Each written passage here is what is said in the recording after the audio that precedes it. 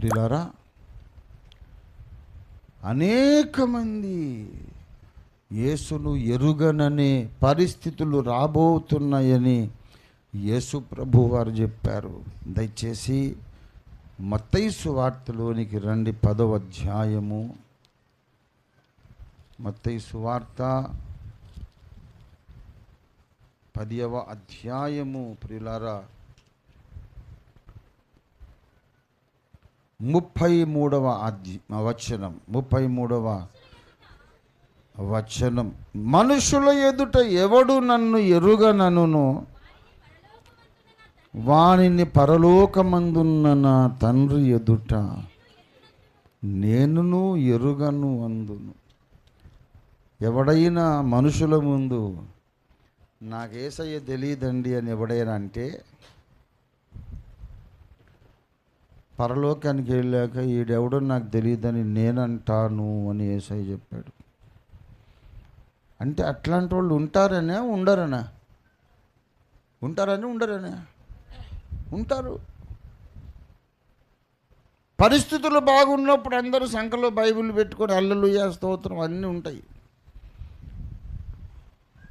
రేపు మహాశ్రమల కాలం వస్తుంది. వచ్చిన తర్వాత అప్పుడు తెలుస్తుంది నువ్వు ఏపాటి భక్తురాలువో ఏపాటి భక్తుడివో.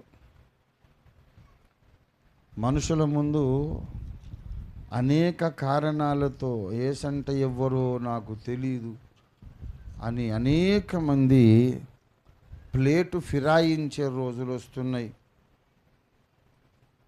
ఆ పరిస్థితి నీకు రాకుండా నువ్వు జాగ్రత్త పడు. మార్కు సువార్త 8వ అధ్యాయం, దయచేసి 8వ అధ్యాయము 38వ వచనం, లాస్ట్ వచనం. వ్యభిచారమును పాపమును చేయు ఈ తరము వారిలో నన్ను గూర్చియు నా మాటలను గూర్చియు సిగ్గుపడువాడెవడో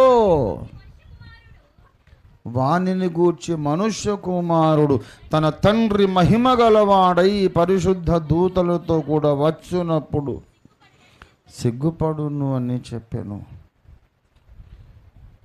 ఈ తరము వ్యభిచారము చేసే తరం, వ్యభిచారాన్ని సమర్థించే తరం, వ్యభిచారాన్ని ప్రోత్సహించే విధంగా ఫ్యాషన్ వరల్డ్ ఒకటి తయారైంది. ఎలాంటి బట్టలు ధరిస్తే ఆపోజిట్ సెక్స్ని ఎక్కువ రెచ్చగొట్టగలమో అలాగ నైపుణ్యంగా చాకచక్యంగా డిజైనర్ వేర్ వేసుకొని ఏంటి తిప్పలు పడి అన్ని రకాల అవసరమా? ఎందుకంటే దాంట్లో మళ్ళీ అవార్డులు, దానికి మళ్ళీ బహుమానాలు. శరీరాన్ని కప్పుకోవడానికి వస్త్రాలు కాదు, అందంగా చూపించడానికి వస్త్రాలు. అది చూడ్డానికి ఎగబడుతున్నారు, దానికి సిగ్గుపడలేదు, సిగ్గుపడటం లేదు ఎవరు. అబ్బా ఎంత అందంగా నీ శరీరాన్ని చూపించేసావమ్మా, వస్త్రాలను ఎంత సటిల్గా ఎంత కుయుక్తిగా డిజైన్ చేశావు. ఈ తరము వ్యభిచారమును పాపమును చేసే తరం.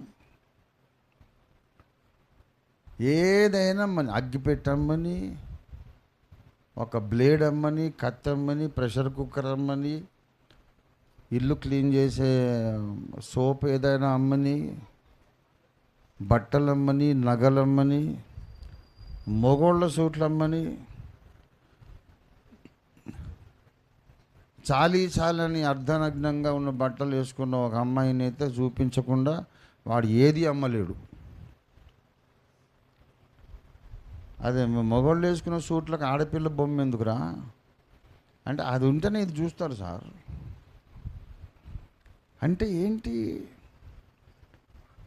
ప్రపంచమంతా వ్యభిచారంతో నిండిపోయింది. And they are not ashamed of it. దాని గురించి సిగ్గుపడడం లేదు. అగ్రరాజ్యాలు, ప్రపంచ ఫ్యాషన్ సెంటర్ ప్యారిస్, ఫ్రాన్స్. అది వేల కోట్ల, లక్షల కోట్ల బిజినెస్. వేల కోట్లు, లక్షల కోట్ల బిజినెస్ దేనికి తెలుసా? ఒంటి నిండా బట్టలు వేసుకోవడానికి కాదు, రివర్స్. అవును, ఈ తరాన్ని మనమేమీ అనడం లేదు, కానీ అటువంటి వాళ్ళ ముందు నువ్వు యేసును గూర్చి సిగ్గుపడడం ఏంటి అంటున్నాడు. యేసయ్య పాయింట్ అది.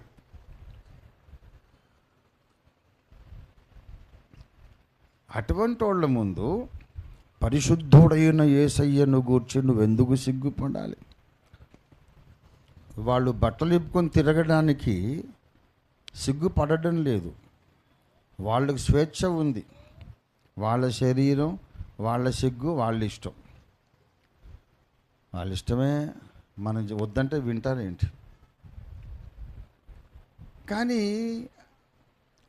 సిగ్గు లజ్జ వదిలేసిన ఈ తరం ముందు అతి పరిశుద్ధుడైన యేసయ్య నావాడు అని చెప్పుకోవడానికి మీరెందుకు సిగ్గుపడతారు? గర్వించాలి కదా. ఇప్పుడు ఇన్ని చోట్ల యేసు నామమును ఎరుగను అనడం గురించి రాయబడింది. మత్తయి 10వ అధ్యాయం, మార్కు 8వ అధ్యాయం, యేసు ప్రభు వారి శిలువ వేసిన సందర్భము, తర్వాత ప్రకటన 3వ అధ్యాయం, ఇంకా కొన్ని చోట్ల కూడా ఉంది ఈ విషయం.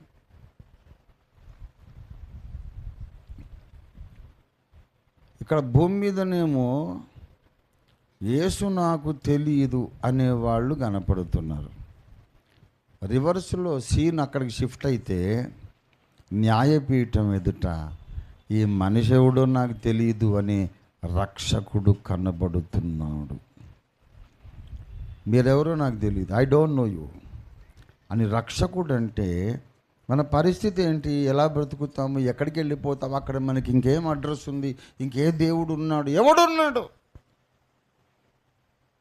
అంతము లేని కాలం దిక్కులేని బ్రతుకైపోదా? అంతము లేని కాలము దిక్కుమాలిన బ్రతుకైపోతుంది. ఇక మళ్ళీ నీకు వేరే చాయిస్ లేదు, వేరే ఆశ్రయం లేదు, ఎవ్వడూ లేడు నీకు. కోటి యుగాలైనాక మళ్ళీ యేసయ్య దగ్గర పోయి, అయ్యా నీ రాజ్యంలోకి రానియవా అంటే, ఎవడ్రా నువ్వు?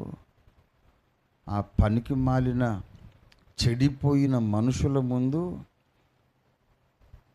నన్ను ఒప్పుకోవడానికి నువ్వు సిగ్గుపడతావురా? నువ్వు